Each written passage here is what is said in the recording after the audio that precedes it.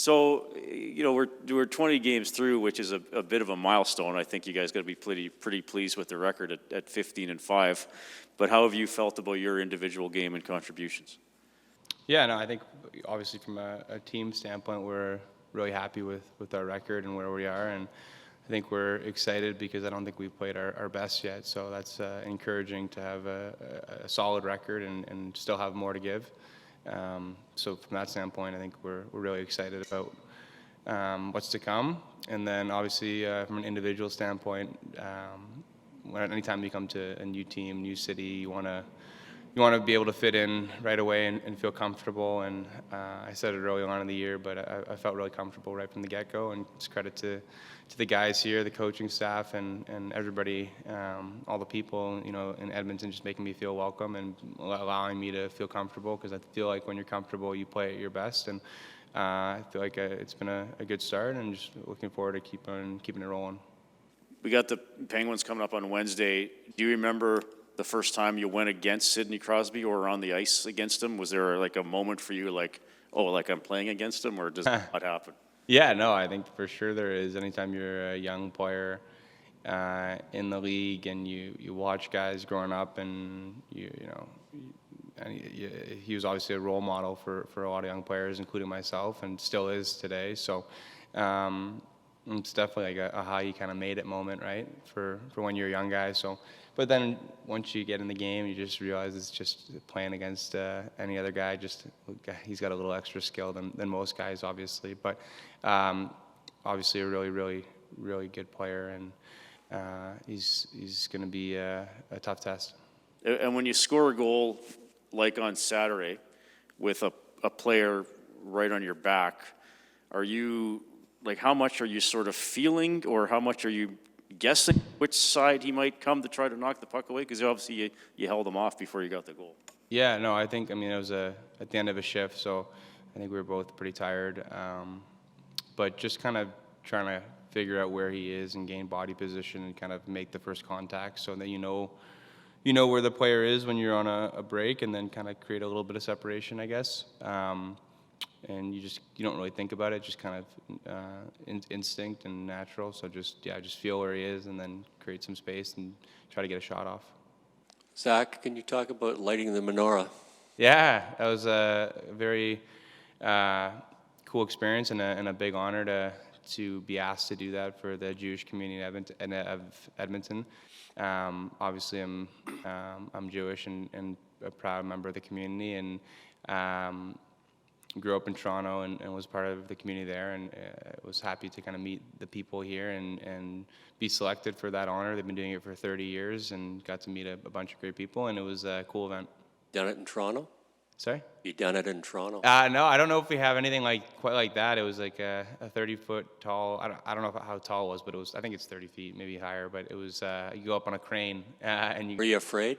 No, I'm pretty good with heights, and they strapped me in pretty good, so I felt safe. But definitely a unique experience, and it was fun. How much have you thought about making the Canadian Olympic team? Because you're on the list of 50 or whatever. Do you play the games now? The style doesn't change, but are you thinking, okay, there's more people watching me than just my coach and the general manager? Yeah, no, I think obviously selected to that long list is an honor. And once you get selected to that, you kind of realize you're on the watch list. So you try not to think about it. I think for me, I've had a lot of things going on. Like I said, moving to a new city and trying to adapt with the new teammates here. So just trying to just play my best hockey and let all that other stuff kind of sort itself out. But of course, it would be a massive honor to play for Team Canada, and even to be in consideration is an honor. Do you figure you've got a chance? It seems like that team, has about 12 centers, and the centers move over to play the wing. You are a natural winger, so do you think you have a better chance, perhaps, than a center moving over to the wing? I mean, I think if you're on the list, you have a chance, which is always nice. So I think anybody who's on there, and until you're told you're not on the list, you've got a chance. So just try to go out there and play my game. It's the same game I've been playing since I was a kid, and I'm not going to change it. And it would be, like I said, a huge honor if I got selected. But there are so many great players vying for limited spots, obviously. One question on Broberg. Have you been appreciated his game so far, 4 games into his NHL career?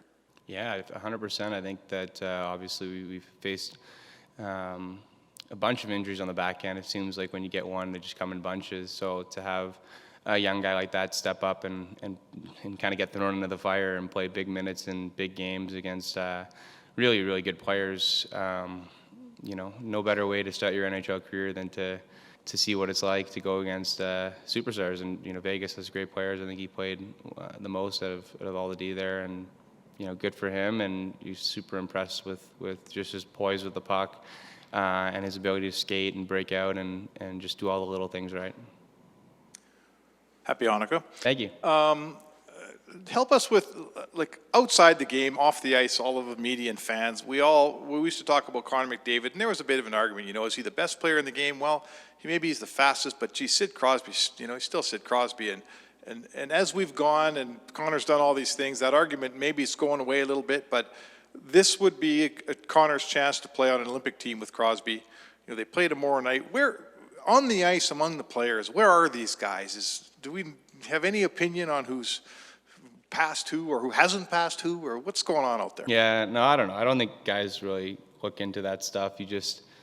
When you play with somebody or you play against somebody, they're often highlighted as these are guys who can change the game, obviously. So we're happy to have Connor on our side, and obviously Sid is a fantastic player, and that's somebody who we're going to be highlighting when we look at video and just trying to stop him from doing what he does. Canadians would, they're looking forward to seeing an Olympic team with those two guys on it. What would be your thoughts on watching that Olympic team with 2 centers like McDavid and Crosby? Yeah, I mean, the Olympics are awesome. I think all players love the Olympics because it's best on best, and you really get to see rivalries and players playing at the highest possible level. So, yeah, it'd be great. Zach, just over here. I just wonder, you had the opportunity to train with Connor. You got in there in Toronto early. But since you've come to Edmonton over the last couple months or so, what have you learned about him that maybe you didn't know or that has surprised you about your relationship and about him as a player? I mean, I just think that he's just a driver. Like he drives the team forward with not just his skill, but his work ethic, and it's a deadly combo when you have a guy who's as talented as he is, but who's driven to get better and to help the team win in any kind of way he can. Like he was working on face-offs this summer, and just all the little things that he does. He doesn't need to do that because he's got all the skill in the world, but he wants to because he wants to be the best version of himself, and he wants the team to be the best version of itself. So that's something that I saw right when I started training with him, and it's carried over into the year. And yeah, he's just a fantastic player and fantastic captain and teammate. Is there another kind of underrated, you mentioned the face-offs, but another kind of underrated part of his game that maybe you didn't know about when you were in Toronto compared to seeing him on an everyday basis? Yeah, he cares as much about the defensive side of the puck as the offensive side of the puck. He's just as frustrated when we get scored on as he is excited when we score the other way. So like I said, he's really team-oriented and really his focus is on helping the team win.